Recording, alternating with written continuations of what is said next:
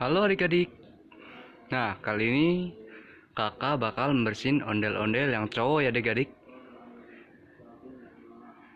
Yang kemarin kita bersihin ondel-ondel ceweknya.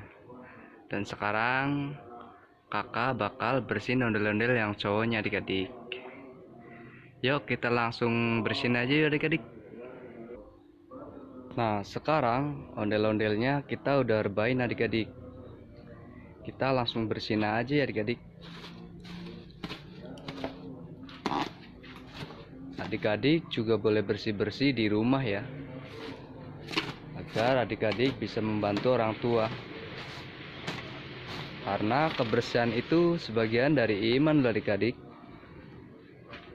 Nah, kita bersihin ondel-ondelnya sampingnya dulu ya adik-adik.